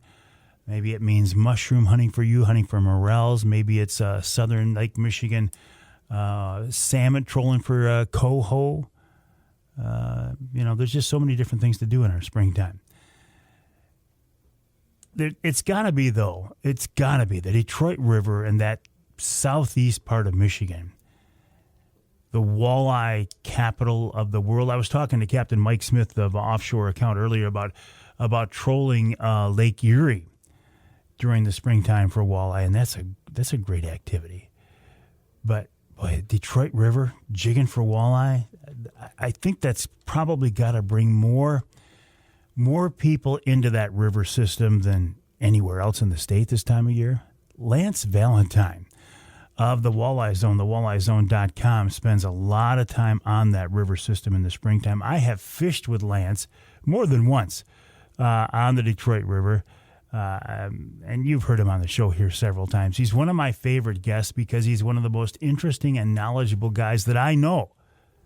And he has this ability to take fairly complex ideas and concepts and break them down. If Lance wasn't doing this, he could be a teacher, because I think he'd be an outstanding teacher. But I'm glad he is teaching us how to become better anglers. And I'm glad he's with me now on the Outdoor Magazine phone line to kick off this third hour of this week's show. Sir Lancelot, welcome back, buddy. How are you? I'm doing good, Mikey. How you been? Wonderful. Lance, it was... You know, I saw you at Outdoor Ram. I didn't get a chance to talk because, as always, you've got people around you and they want a piece of you. So many people want a piece of Lance, but it was nice just to walk by and shake your hand and say hi. Yeah, it's always good to catch up with everybody at the shows, right? Yeah. I was, I think, kind of busy when you were rolling by, but yeah, it's always nice to see a friendly face and a good smile. So yeah, I appreciate you stopping by and saying hi. Well, Lance, you and I go back forever. I think I've known you forever, and to watch your career kind of blossom and develop as it has, congrats to you. You know what? Thank you. I really appreciate that. It's been this is 30 years. I did my first seminar 30 years ago this year, so this is my 30th year. It doesn't seem like it, but man, a lot of miles, a lot of road time, a lot of crappy food, a lot of crummy hotels, a lot of good shows, a lot of bad shows, but I made a lot of great friends, and honestly wouldn't trade a single minute of it. So yeah, really, really glad I jumped left the bank and left a real job and a career really, and decided to do this, and 100% would not change it for anything. Well, I watched kind of the evolution from Walleye 101 to Teaching Fishing, now to the walleyezone.com. Talk a little bit about that, if you would, your online presence and the evolution. What's that all about, Lance? Yeah, so originally our online presence was just because we had to be online, right? So, we had a website, and then we had that stuff. Then we started selling product, and actually, I didn't start selling product. It was actually someone who came to my seminars who had a son who was in high school, and he wanted to kind of teach him. Wanted to teach him how a business ran. So he asked if he could buy products from me, build a website, put them up there, and that was Chris Merber, who was at that time known as the Walleye Kid. And then when Chris went to college and kind of decided to not do that, that's how the whole thing kind of started. And obviously, websites became a bigger deal, and you needed to have one. And so we started our website. We had the Walleye 101 website, which is very rudimentary, but it had good information on it. And then we started doing digital seminars, and now you have to have a way to put a seminar or a digital video product online and then get it to your website so people could see it through your website. So that created a transformation in that website. That's kind of when Teaching Fishing started. The idea behind Teaching Fishing was to bring in multiple people that could teach other species under one umbrella. We couldn't find people, honestly, we couldn't find enough people that we trusted to teach the right way. So that kind of slowly kind of disappeared. And, with the way social media is today, with all the noise and all the things that go on, you can't even post a fish picture anymore without 25 people telling you you suck and the fish is too small. You're like, oh my gosh, all the noise. And that's why we started the Walleye Zone. The Walleye Zone is a platform that we built, we paid for, we built it. So we have the ability to do everything like you would on social media, communicate with customers, talk to all of your other fishing friends that are on there, share our video, have a private place that we can protect for our members that pay for a monthly membership, share all kinds of fishing information, videos, library of blogs, all in one place that we completely control. And that's kind of how the Walleye Zone got started, because we were just sick of all the noise on social media where you just couldn't enjoy sharing fishing information because somebody had something bad to say. So that's how we started the Walleye Zone, and that's kind of where we are today. Yeah, you look at where you started and where you are, Lance. It's been a pretty cool venture, pretty cool adventure. Yes, yeah. And I think of all the people I met. You know, you and I shared a long truck ride down to Polarcraft many years ago, and got to kind of know each other a little better. And I just I tell people all the time, if I never ever caught another fish ever in my life, never got to go on a boat ever again, my life has been filled. And I'm so thankful for all the people we've met on the boat, at shows, at seminars. I could never could have dreamed that my life would be so full of so many wonderful people. And that's what I take away from the last 30 years is some of the really cool places I've got to go, but mostly importantly is all the people I've got to meet. Yeah, when I look at what I've done too, I feel exactly the same. I do want to go back to this Walleye Zone though. Will you, all right, so everything now is based around the walleyezone.com. Will you get out of and off from social media now? So we are using our regular social media, TikTok, Instagram, Facebook, those places. We're using those basically to, I'm going to call it advertise. So it's kind of our place to let a bunch of people know what's happening over at the Walleye Zone. So, promoting our events, letting people know we've got a new seminar that came out. Maybe we wrote a new blog.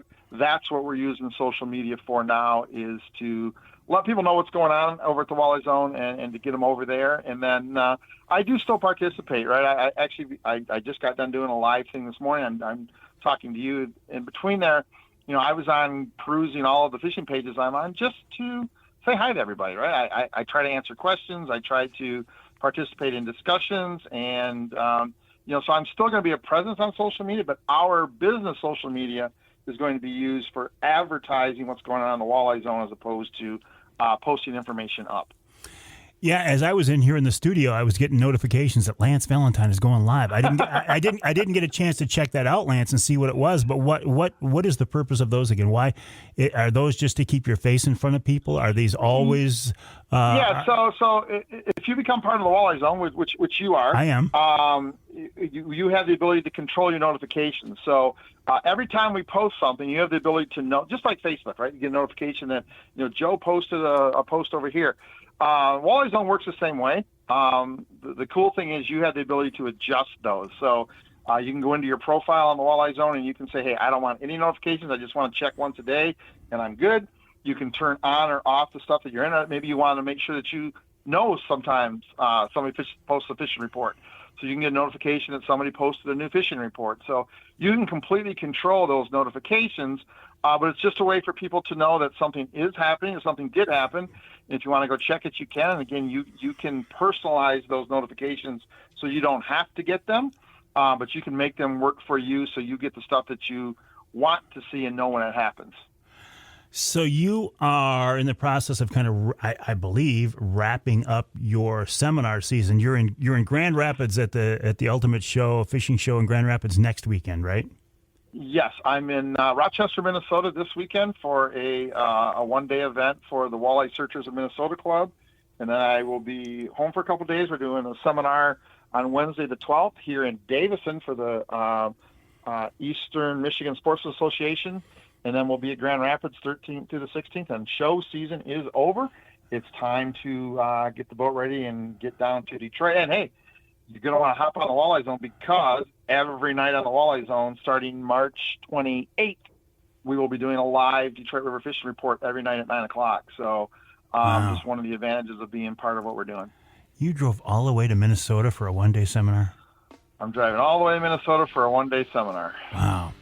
Road warrior, my friend. We're talking to Lance Valentine of the Walleye Zone, thewalleyezone.com, thewalleyezone.com. Got to take a break here in the Outdoor Magazine show. When we come back, hey, you know my conversations with Lance. You don't know where we're going or how much we're going to talk, but you know that he's going to give you lots of great fishing information and education, and that's what it's all about, and maybe a little entertainment along the way. So we'll take a break, come back with Lance Valentine of the Walleye Zone, thewalleyezone.com, right here on Outdoor Magazine.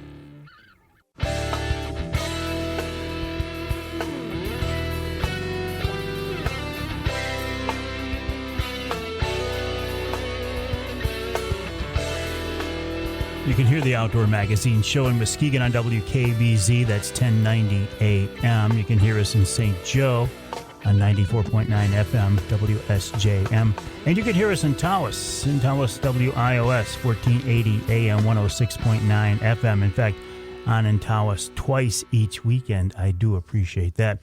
Also appreciate the fact that our guest right now, Lance Valentine of the Walleye Zone, thewalleyezone.com, can make some time out for me here. A very, very busy guy. Lance, when you're done with these seminars, which will end after the big Grand Rapids show next weekend, time to hit the water then, I think? Yeah, so we've got a week after Grand Rapids to kind of get everything ready and get ready to roll. We'll probably pull the boat down on the 25th, 26th, somewhere in there, and we got our first charter on the 28th.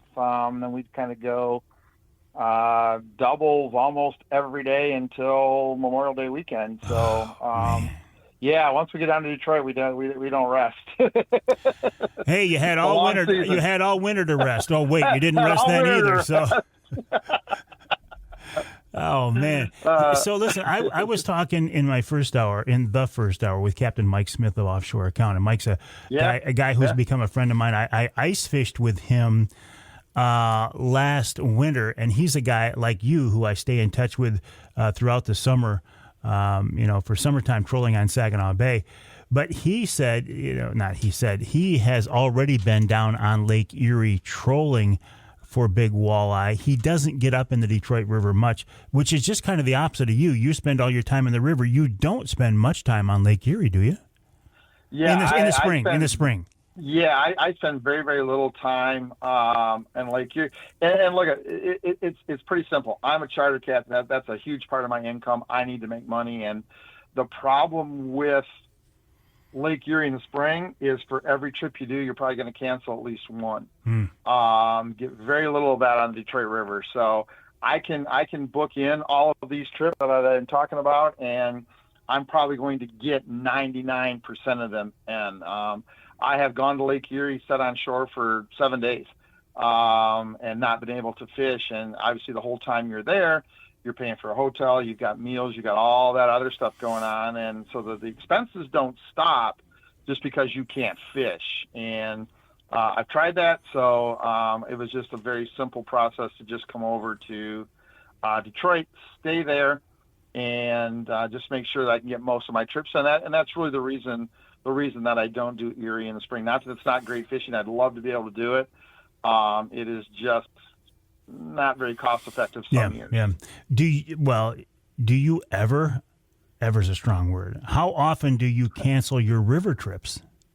Very, very rarely. It has to be extreme weather conditions for us to cancel our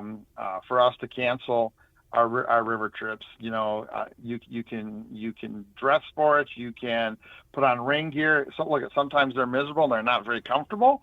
But we can usually fish. It's got to be a really, really bad situation for us to not be able to fish on the Detroit River. So I lose very, very few charters. I think I've got 91 total trips if we get them all booked. 91.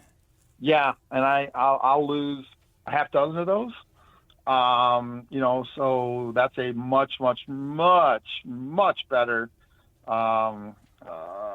comparison than what would happen if I was on Lake Erie. Yeah. This is kind of a crazy question and kind of getting us off track, but I promise you I'll try to get back on track.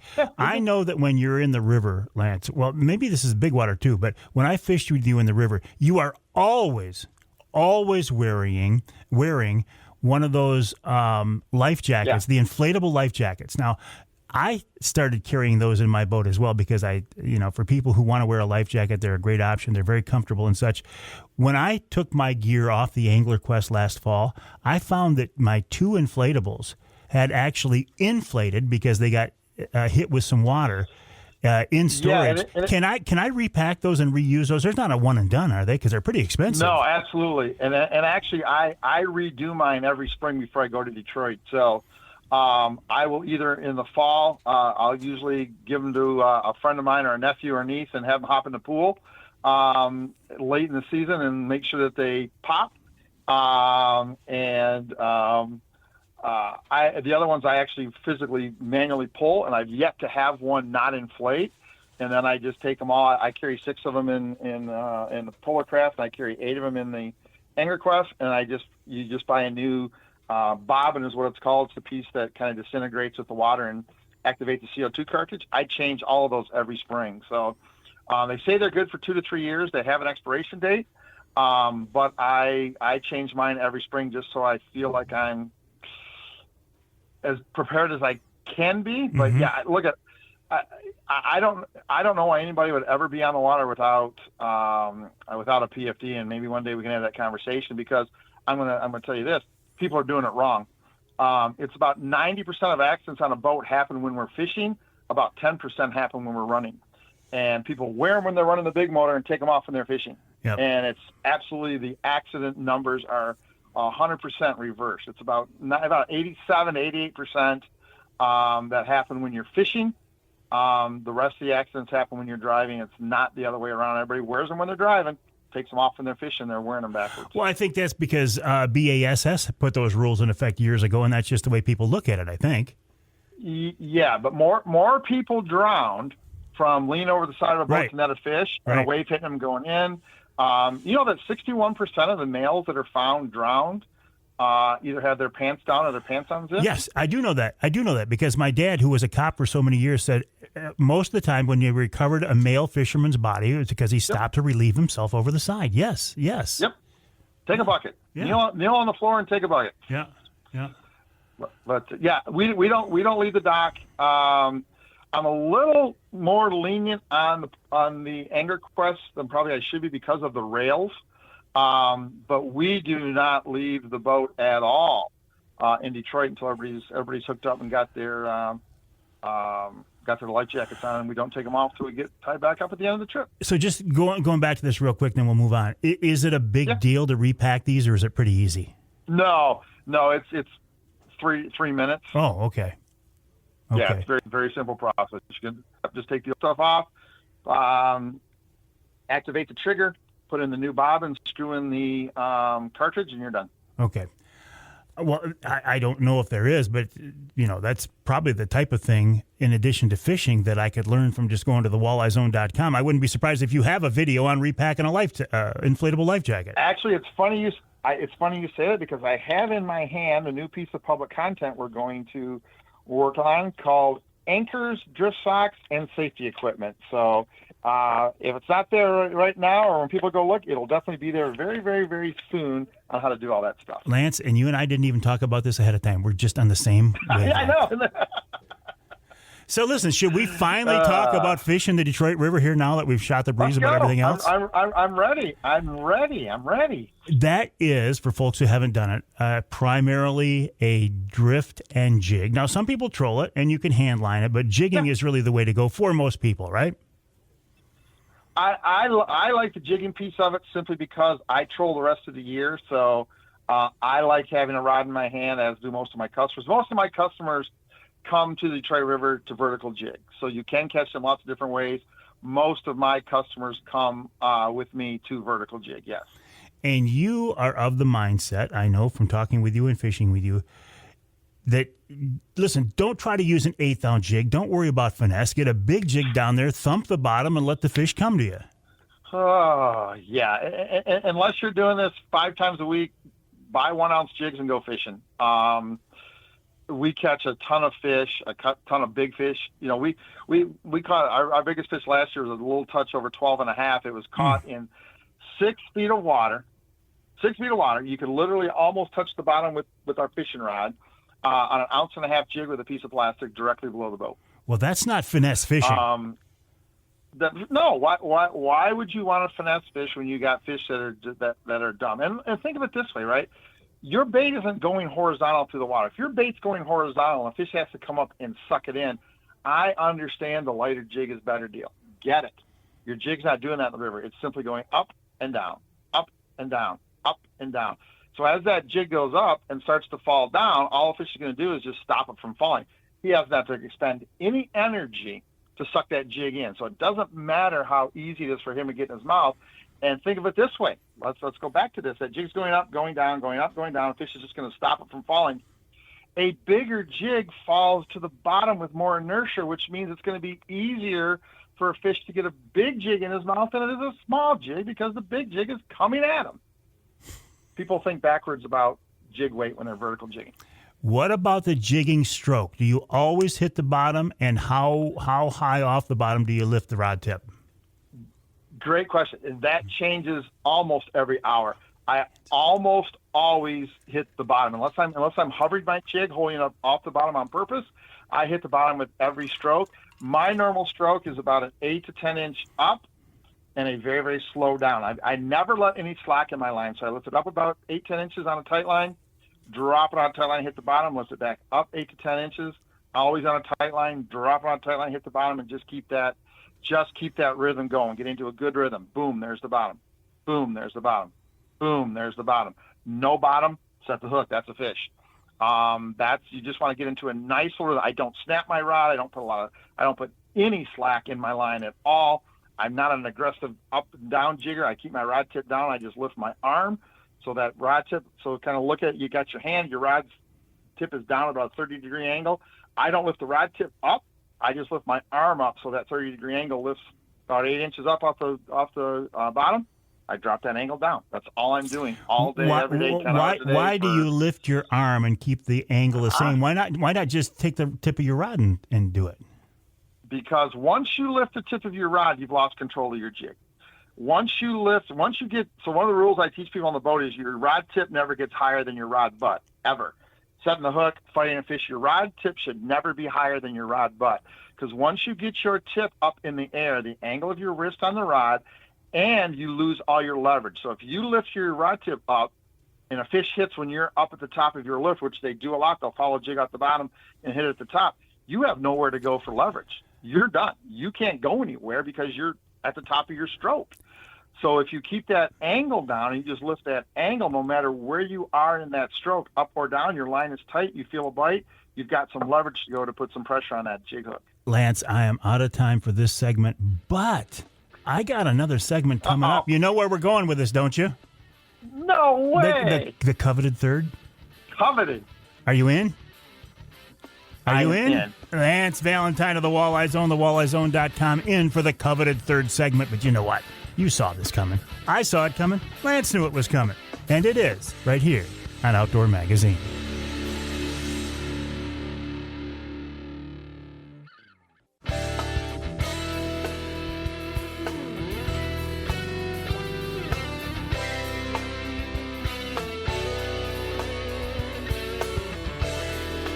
You can hear the Outdoor Magazine show in Traverse City on WTCM. That's 580 AM. And you can hear us in Saginaw on WSGW AM and FM, 790 AM, 100.5 FM.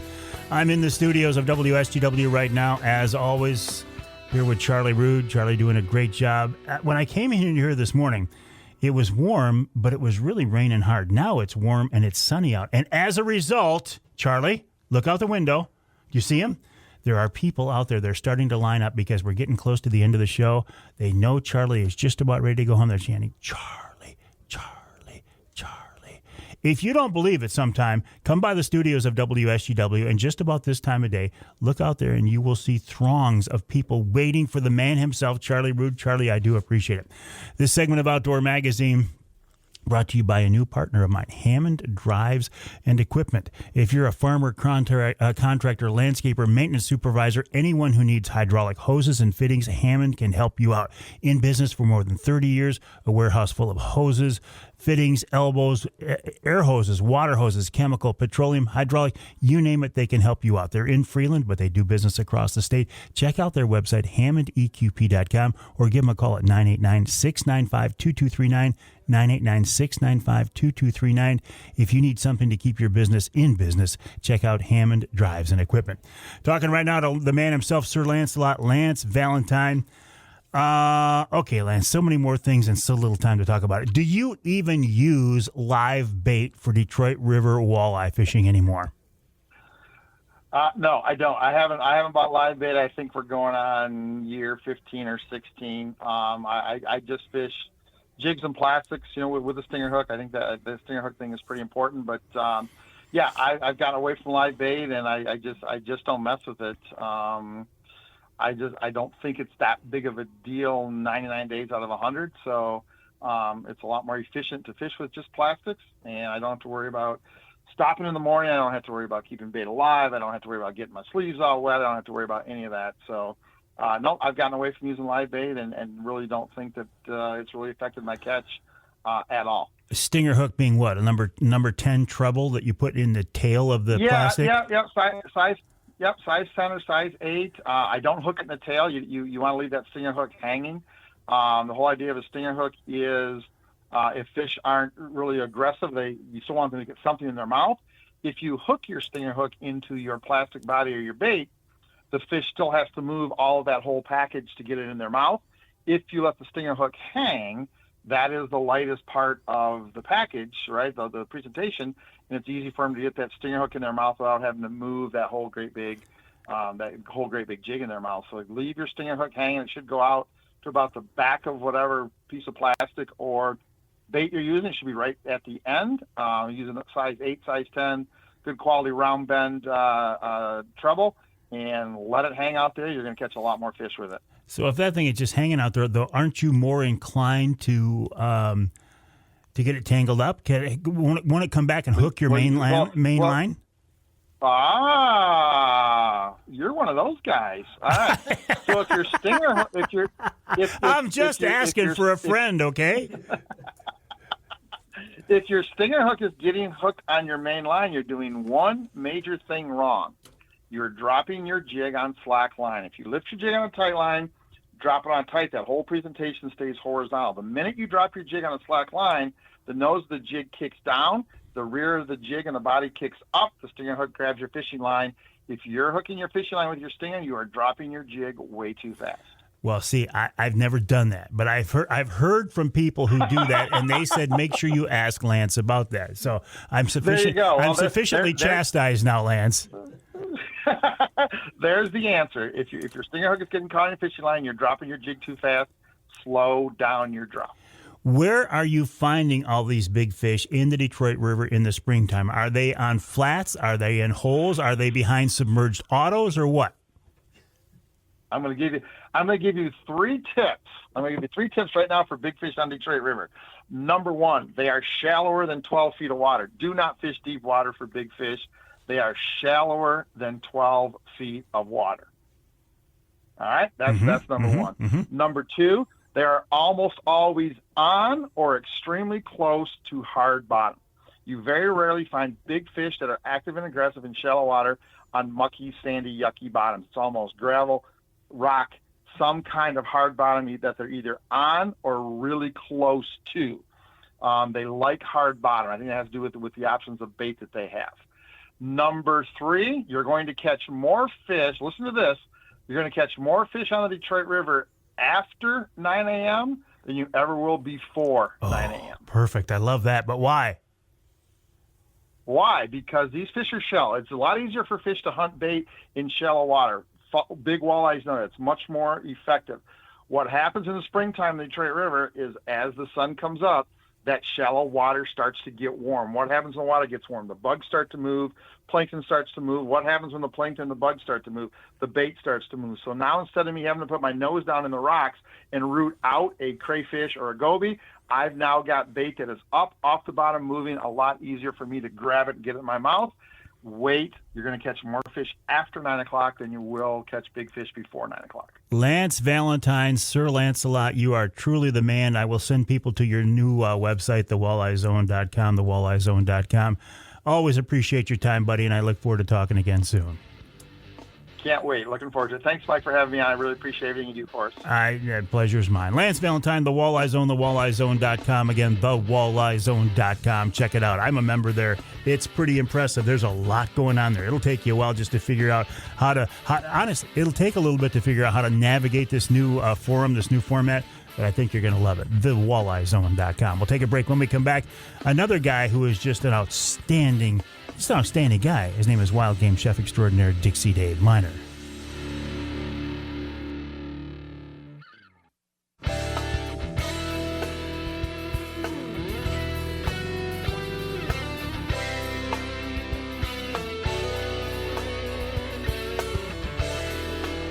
You could say we save the best for last. I like to wrap up each week's show with wild game chef extraordinaire Dixie Dave Minar. For some reason, when I talk about Dave, a peach of a guy. He's just a peach of a guy. And I've never used that description for anybody else that I know of. But Dave is he's just such a nice guy, and he's just so eager to work with people, and he's so knowledgeable, and he's such a great personality. Just a peach of a guy, wild game chef Dixie Dave Minar. That's what you are. Wow, thanks a lot for those kind words. But I've never heard you use a peach in any of your recipes, though. Not that, or have you? I got a, I think it's a pheasant recipe with peaches. Okay, well, there we go. Or duck, one or the other, duck. But today we got a pheasant breast Parmesan on page 66. Ooh, walk us through that. That sounds outstanding. Well, this time of the year, people got cabin fever, and they're going to get their dogs out, so they probably go on a hunting preserve, and a lot of them. I talked to a guy at the restaurant the other day, and that's what they were going to do on fun. the week. Nice. Headed up to shoot a few roosters for the dogs, of course. For the dogs, yeah. Okay, as I said, we're on page 66. So you need about, this would be for 4 portions, so you need at least 1 breast per person. And some flour to dredge, a couple of eggs beaten up well, because you're going to go flour, egg, and crumb on this dish. And so you need 2 cups of dry breadcrumbs, a 28-ounce can of California tomatoes.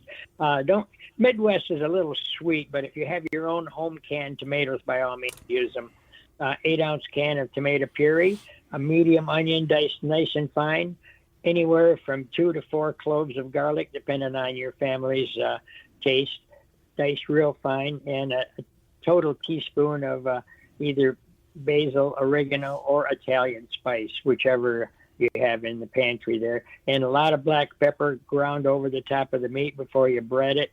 That's going to be good, so that'll bring out a lot more flavor. A cup of Parmesan cheese and a 12-ounce package of mozzarella cheese, shredded, and a little olive oil to saute. So what you're going to do is you're going to remove all the shot and feathers and silver skin from the breast. Make sure you don't get any shot in there, because you don't want to be biting down on that. So so you're going to pound them out gently between saran wrap with a meat mallet, just to break up the fibers, because what happens is the pheasant would want to draw up, just like wild turkey would if you were making this with something like that kind of a meat.